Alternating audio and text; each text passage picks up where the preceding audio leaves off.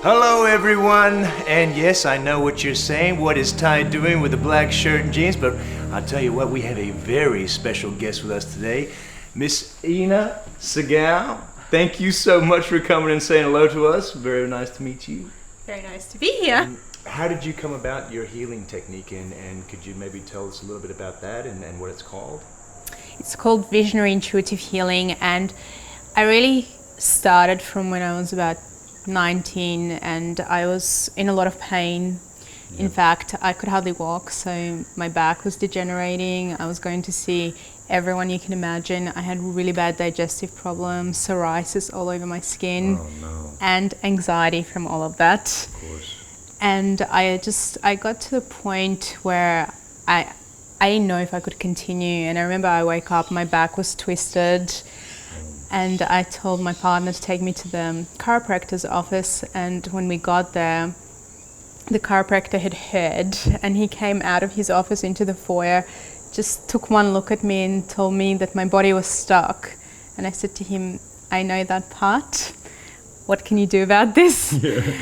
And he was very relaxed and silent. And then he said, nothing. And I said, what do you mean nothing? And he said, your body wants to be stuck. Go home. So on the way home, I was pretty angry. Yeah. And at one point it occurred to me that I had been to everyone by that stage. It was literally to a point that I was going to see someone 5 days a week at least. Wow. And I just thought, you know what, my body has a language, I don't know it. I have no idea. It's like it's speaking Japanese and I haven't learned it yet.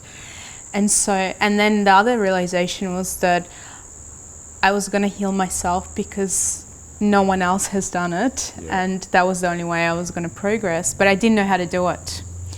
So I went home, and I think that when you're in a lot of pain, the way you do things is a lot stronger than when it's coming through your mind. It occurred to me that maybe I really need divine intervention for this to actually work. Hello, God, I'm talking to you. And since I was open-minded, but I was skeptical that it could actually work physically on any level, kind of asking for divine help. So I just said, look, if there is something divine out there, I need help and I need it right now. Yes. And I wasn't expecting anything, but all of a sudden I just felt this warmth and tingling through my whole body. And because I had my eyes closed, I just kept seeing this gold light, and I thought, all right, something's happening. Wow. And the next thought that I had was, I want to see into my body. And I don't even know where that came from. And then it felt like a switch had gone on, and I could literally see into my body. And that was scary, I have to say. It was not a nice experience. I saw all the inflammation. I actually saw my spine, and I was just saying, why do I have this? And this was really the turning point, I feel, for my healing journey and my work, because all of a sudden I realized that my body was intelligent and that I could access information, because all of a sudden I started to become aware of the fact that I had been incredibly negative for a lot of my life. And I felt like all the emotions, and it was very interesting because I thought, I've done acting, I know how to do emotions. Yes. And so as I was breathing, I just kept going, into this layer after layer of emotions that I had never really recognized. And a lot of it was rejection and huge anger and fear. And I thought, all right, okay, I'm willing to let this go. I'm letting it go. I let myself feel instead of controlling it. I don't think I even, I might have left my bed for, few minutes here and there, but it was a real exploration. And I think because I just felt I'm connecting, and I don't know if I'm going to connect in a month, but yeah. I'm connecting now, so I just need to keep going. And I had no clue what I was doing, except that I was listening to my body. Yeah. And by the end of these 3 weeks, I had no pain, and I could walk with no pain at all. And my psoriasis had pretty much cleared up. My anxiety went right down. I could eat food that I couldn't eat before. So, I was fascinated. And then by default, I realized that I could see into other people's bodies and their energy fields and what was going on with them.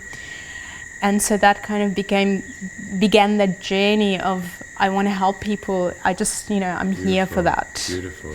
So, it sounds like you had a massive emotional shift, which led to all this enlightenment in your whole career path. Why is it that all of us out there are so oblivious, or a lot of us out there are so oblivious to our own emotions? Are we trying to protect our own selves? Are we so unaware? Or do you have a way of explaining that to us? What I found was that it's almost as if when we're born, we enter this castle, and this castle has so many different rooms. And each room represents a creativity, our passion, our joy, our anger, our fear, but with our ability to express it fully. Yeah.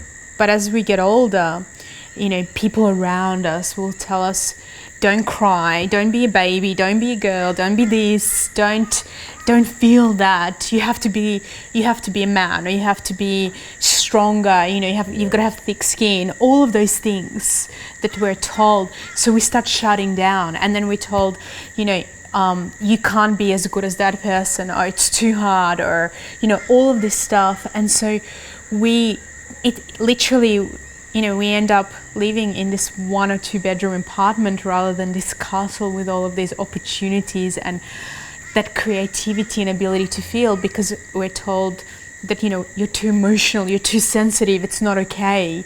Yeah. You should be like that. You should be somebody who is able to deal with things without feeling or without showing your feelings. So we shut them down.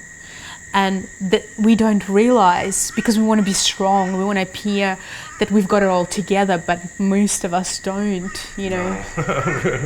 and there's that poised businessman and woman that's so still and confident in reality. So what you think that after you've been practicing that for a while, all of a sudden there's these walls and they become trapped. Definitely, and then we get into depression because we can't express ourselves, and taking medication and, shutting ourselves down even more because we're just, into survival, and it's not even okay to look after yourself until you're sick, because who has the luxury to do that?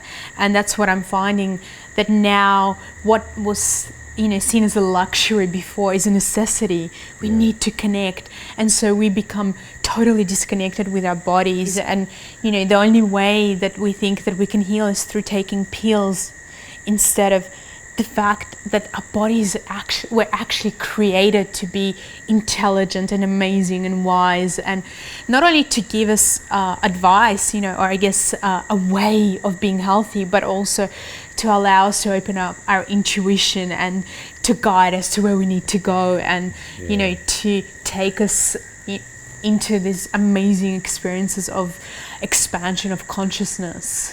So with these techniques that you use, is there anything that could help build our own intuition up? Definitely, and in my new book, The Secret of Life Wellness, I begin with that, because I feel that intuition is so important. But intuition happens when we connect to the heart. So even though often we can get intuitive messages from our solar plexus or from the sacral, and the sacral is that instant hit, this is when and the solar plexus is when you have to work through your emotions, and often you need maybe 24 hours to figure out what's my intuition really telling me, and people need to understand that some things take time. But what I found, that when we open the heart, I think when we let go of all those barriers that keep us locked up inside, then our intuition can just flourish.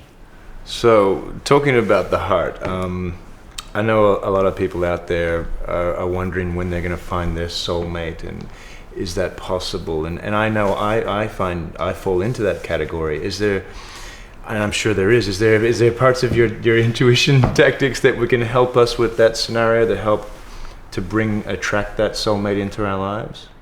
Again, when the heart opens and we start to feel good about ourselves, there is an energy that is attractive, one. But also when we are working on ourselves, we start to become very clear on what kind of a person we want to attract. And there is a difference between attracting a partner that could be a really great partner and a soulmate, because from my exploration, massive exploration of soulmates. They're not necessarily here to make life easy for you. They are the people that challenge you the most. And, you know, if you have them as partners, you really better be evolving. Yeah. You know, because they will push every button you have. It's not just all beauty and, you know, love. It's going to open up our ability to love to such an incredible extent like we've never felt before. But it's also going to bring up the pain that we have not processed like never before. Yeah. Every part of you is on the line. Yeah. Okay, you know, you have to give us some more of your secrets. Are there certain things that you incorporate into your daily routine that maybe we could steal off you that would help increase our energies on a daily basis?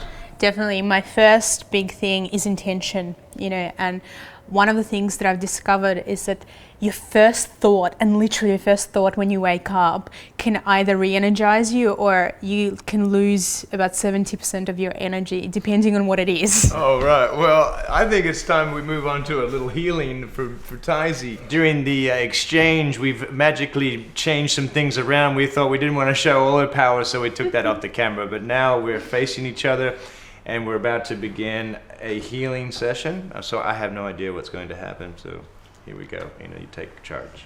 So the first part, the first thing that I'm seeing is actually your heart is coming up really strongly for me. And, you know, there is a lot of, I guess, protection, we'll call it that, around the heart. And it's almost like I feel the protection is very, very strong. You know, if I had to choose an element, it would be like it's inside a metal, right? And if I want to use my X-ray vision and go beyond that, then I see the heart inside. It's like in this metal box, and it's little, you know, and it's vulnerable. So, but it's definitely hidden. Do you understand what I'm talking about? And the heart does want to grow and it wants to come out, but there are so many barriers. It's almost like the heart is of a little child. That's what I'm seeing. It definitely connects back to you as a little boy not being seen. And just, I can see the image. I can actually see you as this little boy and just so very innocent, very, very, very innocent, and asking, you know, to be recognized. But, you know, in a sense, just acknowledge me, acknowledge that I'm here and no one's there. You know, and it's like the word again that I'm getting is ignored.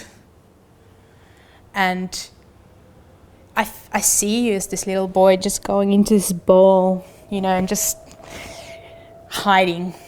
Usually if I work like this, I play music because it allows me to get in. Let the emotion, whatever you haven't cried or spoken of that.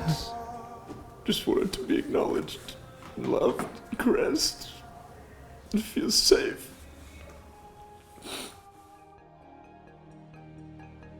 All right, everyone. We've just had an amazing experience. We actually turned the cameras off. It went on longer and it got quite personal, and I don't know if it's appropriate for everybody, but I can tell you something. We've had a lot of special people on this show, but Ina and her level of intuition is just something that you can't learn. It's just a magical thing. So this book, if it has any of what I've just experienced or anything that I've just learned, you definitely need to read this because she is a magical woman.